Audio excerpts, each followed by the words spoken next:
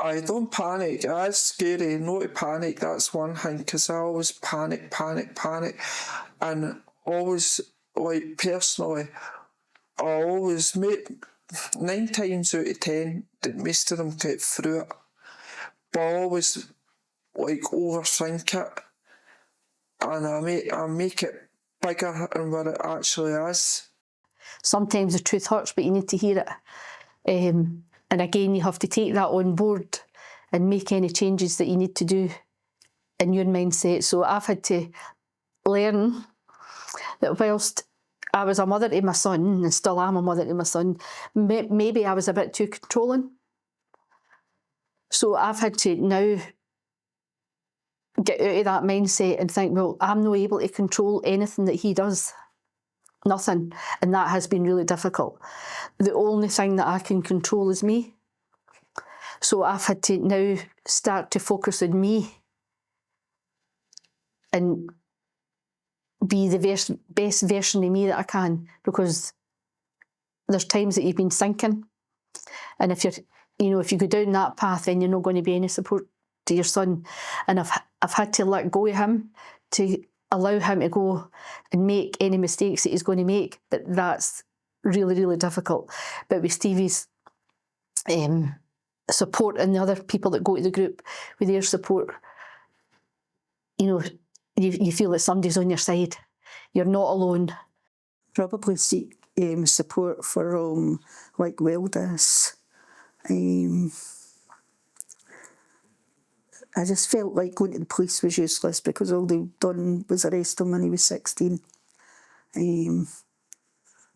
Because kids think they're invincible and they can get away with anything until they're 16. But if they're charged just before 16 and it goes to court after they're 16, then they could get done for it, and then they don't realise the implications, kids. Just keep looking out for the telltale signs and that. Search their rooms when they go out. You're looking for cocaine, you're looking for wee bags, wee jiffy bags. They're just like, they call them button bags. Look for them. Go under the beds, look for them. You're looking for the drink. So whereas I would maybe be argumentative, for example, with my son, I realised that if he was under the influence, there was pretty much no point in being argumentative with him. I would really need to choose my battles.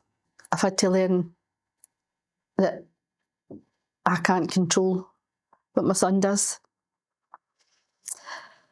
And that's even been for when he was under 16. I probably did try to control.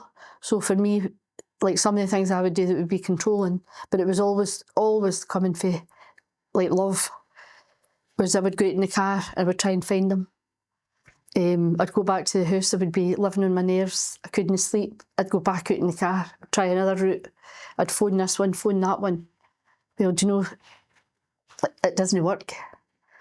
So I've had to learn a wee bit of maybe mindfulness as well, a wee bit of self-care.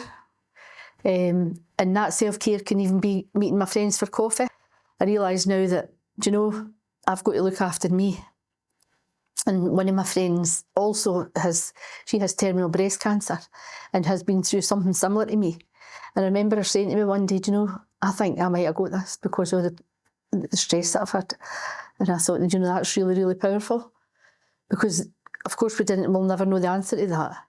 But if you listen to Gabor Mate and what he says about different illnesses, and you listen to her, that's a real situation, then you've got to say to yourself, do you know what, Joyce, see if you didn't, if you're not prepared to make any changes, you too are going to be that statistic.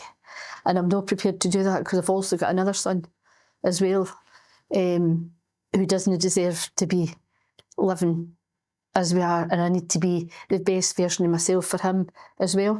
You need to look after yourself, as hard as that is, and keep at it, because it's not just going to come easily.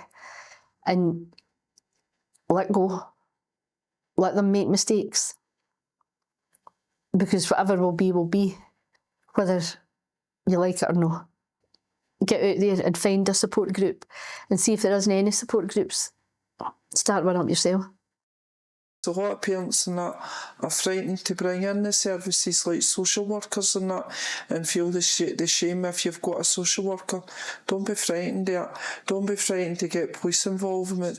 Don't be frightened of that, because don't be frightened to go to the schools. Try and get as much help as you can, because it's really difficult to try and do it yourself.